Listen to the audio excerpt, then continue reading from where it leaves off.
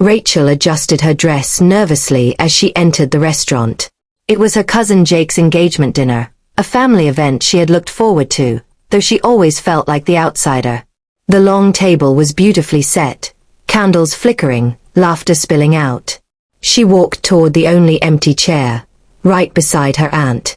Before she could sit, Jake smirked and said loudly, "Rachel, this table is for family. Go find a spot outside." His friends chuckled, and even some relatives hid smiles behind glasses. Rachel froze, the humiliation cutting deeper than she expected. She had grown up with these people, endured years of being treated like the lesser cousin. But tonight, the sting felt sharper. She opened her mouth to argue, but words failed. Just then, the waiter arrived, holding a large silver tray. He set it down carefully in front of Rachel with a small bow. "Miss Rachel," he said clearly, "Mr. Anderson requested this be placed here for you." The room fell silent. Every head turned toward her. Rachel blinked. Mr. Anderson, her boss, mentor, and the man who had guided her career, was also the restaurant's silent partner. He had known she was attending this dinner. Jake frowned. "What's going on?" The waiter lifted the lid, revealing a beautifully plated meal unlike anything else on the table. Beside it sat a discreet envelope. Rachel slid it open. Inside was a note. "Your table is always reserved here. Family doesn't define you, your worth does." Gasps rippled. Her uncle leaned forward, his eyes darting from the envelope to Rachel. "What does this mean?" Rachel finally found her voice. Calmly she said, "It means I belong here as much as anyone, if not more." The waiter added, "She is one of our VIP patrons. Her company has been investing in this restaurant chain for over a year. We're honored to serve her."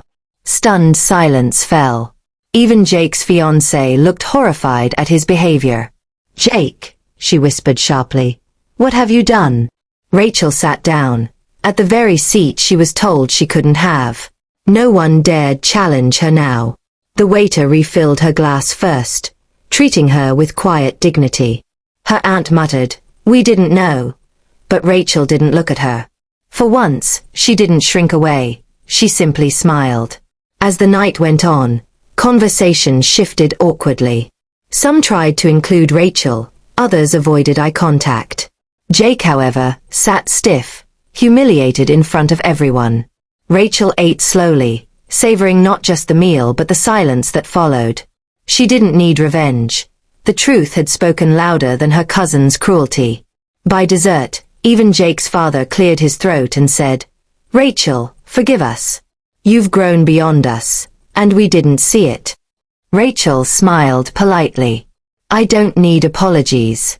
Just respect." When the evening ended, Rachel walked out tall, her dignity intact. The same cousin who mocked her couldn't even lift his eyes to meet hers. That night she realized something vital. Being family by blood didn't guarantee belonging. But earning respect through her own worth?